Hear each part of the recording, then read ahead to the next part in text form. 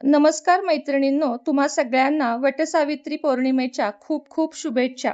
आजची जी कथा आहे ती नुसती ऐकल्याने देखील तुम्हाला संपूर्ण वटसावित्रीचे व्रत धरल्याचे पुण्य मिळेल. तर चला लगेचच चालू करूया. देवीवट सावित्री, ऐका कहाणी तुमची. अश्वपती नावाचा राजा होता. तो भद्र देशात राहत होता. तो सर्व गुण संपन्न व धार्मिक होता, परंतु पोटी संतान नव्हतं. तो देवीची व्रत उपासना करत असे. पुढं देवीच्या आशीर्वादाने त्याला सुंदर अशी कन्या झाली. सावित्री देवीच्या आशीर्वादाने कन्या रत्न मिळाल्यामुळे त्याने तिचे नाव सावित्री असे ठेवले. पुढं मुलगी उपवर झाली. राजा तिच्या लग्नाचा विचार करू लागला. सावित्रीने बापाचा हेतू जाणला व त्याची आज्ञा घेऊन स्वतः रथात बसून वर शोधण्यासाठी निघाली. जाता जाता एका अरण्यात पोहोचली. तेथे आपल्या माता पित्याची एक सुंदर देखणा मुलगा सेवा करीत असलेला तिला दिसला. तिने तो पसंत केला. परत येऊन आपल्या पित्यास सांगितलं. राजाकडे महर्षी नारदाची स्वारी आली. राजाने नारद मुनीस सावित्रीने स्वतः वर पसंत केल्याची वार्ता सांगितली. त्यावर नारद मुनी म्हणाले, हे सावित्रीने योग्य केले नाही, कारण तो मुलगा शाल्व देशाचा राजभ्रष्ट व अंध राजाचा सत्यवान मुलगा आहे. तो अल्पायुषी आहे. आजपासून 1 वर्षाने तो मरणार आहे. राजाने सावित्रीला सांगितलेले पाहून राजाने दोघांचे यथासांग लग्न केले, कारण तिचा निर्णय बदललाच नाही. पुढे जंगलात पती सासू सासऱ्यासह ती राहू लागली. ती त्यांची सेवा करू लागली. पतीच्या मरणाला 3 दिवस राहिले म्हणून तिने अन्न पाणी वर्ज करून कडकडीत उपवास करून देवाची प्रार्थना केली. पती मरणाचा दिवस उगवला. सत्यवान लाकडं आणण्यासाठी निघाला.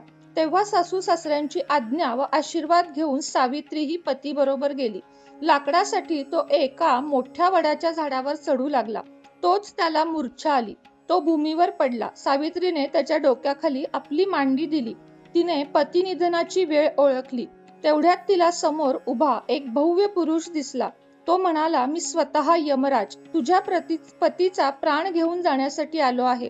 सावित्रीने त्याला नमस्कार केला. त्याने आपला पाश सत्यवानावर टाकला व त्याचा प्राण घेऊन जाऊ लागला. व्रतस्थ पतिव्रता सावित्री त्याच्या मागे जाऊ लागली. तेव्हा यम तिला म्हणाला, सावित्री तू परत जा. ती म्हणाली, जिकडे पती तिकडे पत्नी हाच खरा पतिव्रता धर्म आहे. तो मी मोडू शकत नाही. असे म्हणून ती यमाच्या मागे जाऊ लागली. यमाने तिला तू येऊ नकोस, परत जा म्हणून सांगितले. हे यमाचे बोलणे ऐकून सावित्रीने प्रतिनिष्ठा, पतिव्रतेच्या भावना व तिचे कर्तव्य काय याचे सुंदर विवेचन केले. तिचे ते भाषण ऐकून पतिनिष्ठा पाहून यमाला संतोष वाटला. म्हणाला, मी तुला प्रसन्न झालो आहे. तू कोणताही वर माग, तो मी तुला देईन. सावित्रीला सासू सासऱ्यास दृष्टी, पतीस जीवनास संतती व संपत्ती हे सर्व पाहिजे होते, परंतु एवढे एकदाच कसे मागावे म्हणून ती विचार करू लागली. थोडा विचार करून यमराजाला म्हणाली, महाराज तुम्ही थोर असून माझ्या पित्या समान आहात. तेव्हा तुम्ही मला माझ्या पुत्रांच्या डोक्यावर राजछत्र धरलेले आम्ही सहकुटुंबानी पाहावे असा आशीर्वाद द्यावा. यमाने तथास्तु म्हटले व तो जाऊ लागला. परंतु ती यमाच्या मागे येऊ लागली. हे पाहून यम म्हणाला, आता का माझ्या मागे येतेस? तुला हवा तो आशीर्वाद मी दिला.